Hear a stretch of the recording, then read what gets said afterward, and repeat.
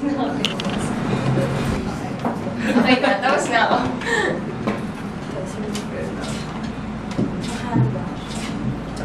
Excuse me, zero.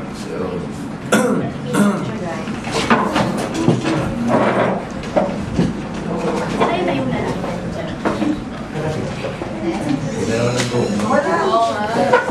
So, ano masabi mo sa mama na ang JD? Ayan, tayo. Ayan na po ka na din dito. Ay, layo kasi.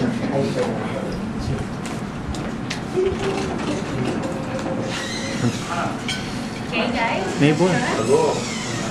Neighbor. Ayan, go na. Si neighbor daw muna start. Siya yung starter. Bakit? Siyempre. Sinong simula? Si Jan. Kumagka. Kumagka. Alphabetical na. Kumagka.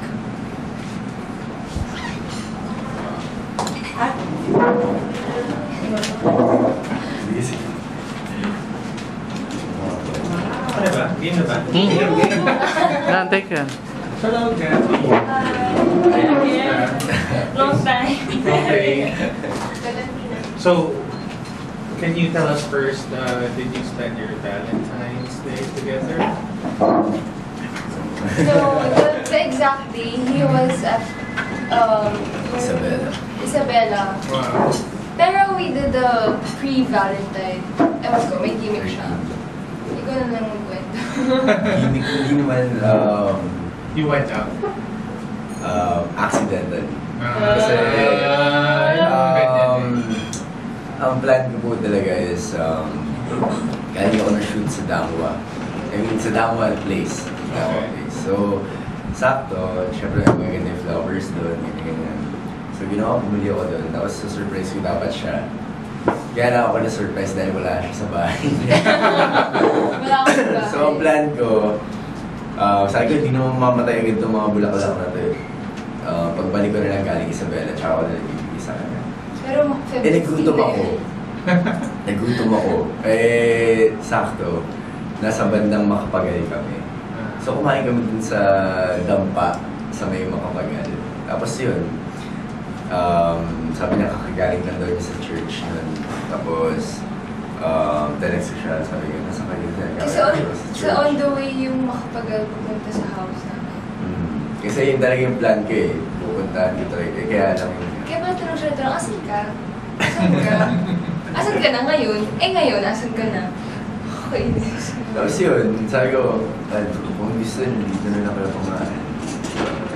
So, ginawa ko, tatlong bouquet ng flowers yung binili ko. Para sa kanya, kay Ate Alex, sa atin na, then kay Tita Des. So, para complete, di ba? so, nanliligaw sa mga relatives? Hindi naman. Hindi. Iba pa rin sa feeling pagka nakakapagbili ka ng bulaklak sa mga special na tao. How special is Gabby? Super special. Parang naman, kasi feeling ko, masasabi ko na siya yung pinaka-close kong kaibigan ngayon sa ngayong state ng buhay ko na to. Na ngayong time na to. Siya yung sobrang close ko. Siya yung sandalan ko every time na may problem ako. Sandalan niya ako every time na may problem siya. Hindi lang sa work kami nagtuturuan, pati sa totoong buhay. And can you tell us first, what's going on with your show? Is there going to be one? Actually, we have this TV series for the upcoming election on April. April 25. Airing. Sure. Basta April. Yeah, pero it's a 2-week special political rom-com series na magbibida po kami.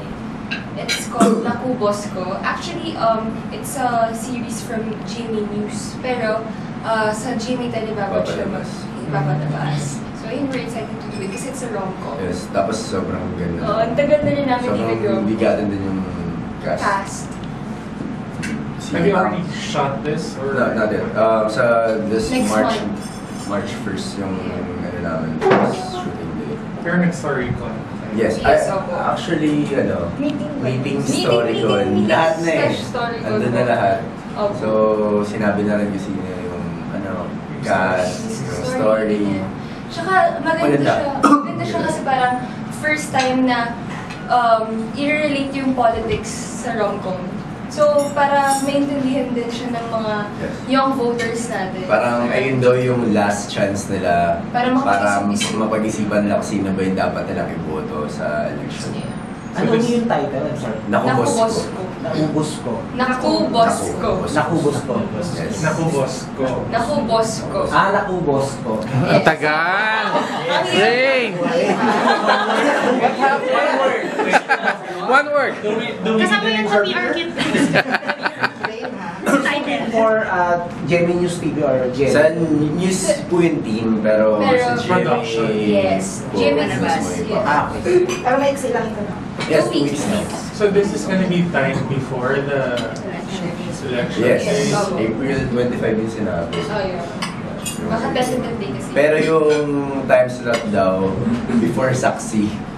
So medyo late na siya. Yeah. Oo. After. So parang After... Because of you? After because of Kaya, Tama after ba? because of you. halos prime time na rin. Yung kapalit ng Korean novela. Yes. Okay. Prime Prime time. Parang medyo short yung like 2 weeks for you guys. Or Yes. your plans for like a whole show. Hindi, right now kasi We're still waiting. we're still waiting para dun sa... Kasi nag-audition kami for Encantadia. So, we're not sure. Yes, for everyone who's asking kasi I'm sure. Yeah. Yeah, we auditioned for Encantadia. Up to now, we're still hoping and praying Yes, for na makapasok. Pero guys, to clarify na, yung picture nila, yung with Kylie, with... Hindi ka Ano lang po Tapos yun, ang audition. para po yun, nung ano lang po yun nung callback. Fan art. Yung audition. Kasi lahat naman po na nag-audition nung Sinusuot pinapasok talaga po yung talaga costume ng- para makita sa camera. So parang callback yun. Yes. Hindi talaga siya yung final Yes. cast. So, yes. We're still praying. Sana. If you get cast there, who do you wish to be? Yeah, I personally auditioned for the role of Miss Karil Alena. Kasi, sana lang i-consider din nila yung teens for the Sangres. But then, I like her character kasi she's very romantic na vulnerable and she sings too and I sing too. Pero syempre, Karil is still, her hands down to the one. Pero still okay. Ayun, basta we audition. Ako, okay na ako sa Pirena. Nakakainis. Siyempre, Ibarra na, di ba? Mag-audition ka na. Mag-audition ka na Pero, for the... nung una kasi ayoko po talaga mag-audition kasi alam ko na lahat mag-audition, magaganda katawan. So, ano namang lapang mo Na-pressure dyan? siya, bigla siyang napag-ano. So sabi sa akin, try mo lang na mag-audition. So, ako, sobrang kabado ako sa ganyan. Kasi ayoko nag-audition dahil sobrang kinakabahan. Pero pinilit ko yung sarili ko dahil syempre kailangan. And kumbaga, parang ano rin siya eh, sobrang, alam naman natin na malaking role yung Ibarro, Ding Dong Dantas and gumanap doon. So, gusto ko sana na, syempre, ako yung gumanap sa role na yun. Kaya, kahit na sobrang kabado ako, nag-audition pa rin ako. What if ikaw yung nagkakakuha na role? Syempre, maiiyak ako sa tuwa. And of course, kumbaga, hindi lang trabaho isipin ko eh. Kumbaga, magiging passionate ako dun sa ginagawa ko. And of course, yung pagmamahal ko dun sa role ng Ibarro, iba. Kasi, iba si Ibarro eh. Iba siya. Iba Kaya nga Ibarro. Ibarro eh. Nakakainis. Iba siya. At saka parang halos lahat ng artista sa GMA Lahat is eager to, nag-audition.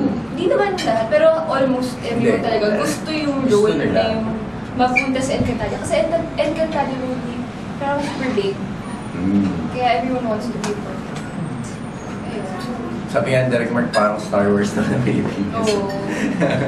Pero napanood ninyo yung Encantadia? Oo, ano lang yata ako nun? 6 years old lang ata ako.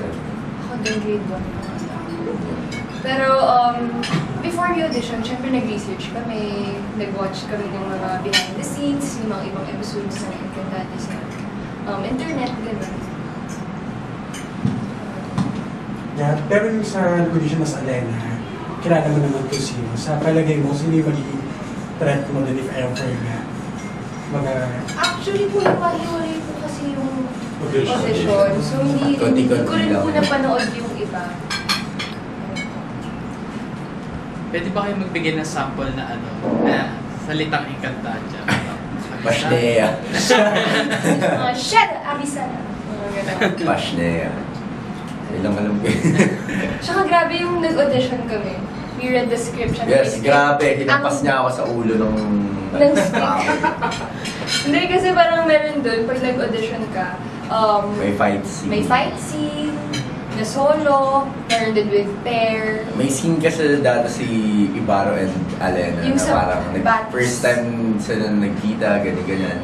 Tapos parang binastos ni Ibarra si Alena, ganyan-ganyan. Yung ending, napupok siya talaga sa ulo. Sinadya niya. Grabe, hindi. Napupok siya sa ulo ng long stick ng audition. Grabe talaga. Buti na nakailag ako. Ganito lang.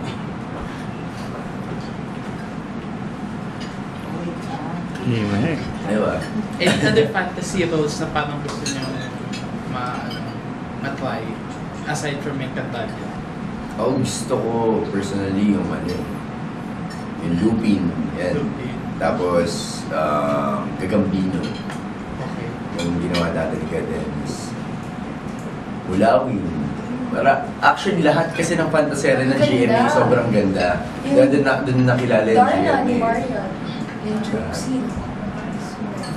Pero yung personally, wala pa kayo talaga, ano yung, meron ba kayong role na talagang very fantasy sa tingin nyo? Nagusto Na nagawa nyo na?